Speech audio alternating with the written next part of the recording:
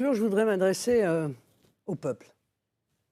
Au peuple français qui, malgré la fatigue et la lassitude de 5 années de confrontation permanente, de dégradation de son niveau de vie, de privation, y compris des libertés individuelles et des libertés collectives, aspire, je crois, à la tranquillité.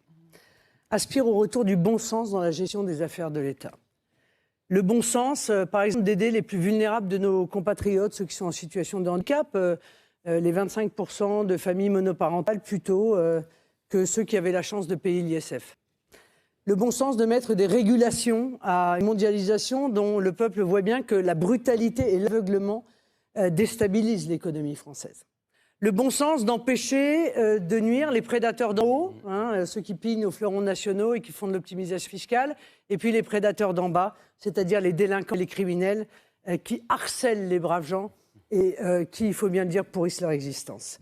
Le bon sens de protéger notre système, notre système social de manière globale, les retraites, la santé, notre système d'indemnisation du chômage, ce qui permet en fait de faire face aux aléas de la vie et sans craindre en permanence pour le lendemain.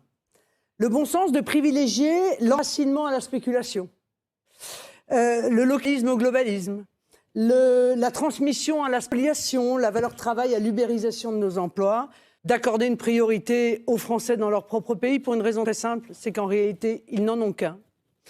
Le bon sens, enfin, de défendre ce qui fait l'âme de la France, comme le font d'ailleurs tous les pays du monde. Monsieur Macron, notre identité, nos traditions nationales et locales, nos valeurs, notre langue, nos paysages, et de le faire sans complexe. Ce projet est viable, il est même, je le crois, vital. C'est celui, en tout cas, que je porte pour les Français, pour tous les Français. Eh bien voilà.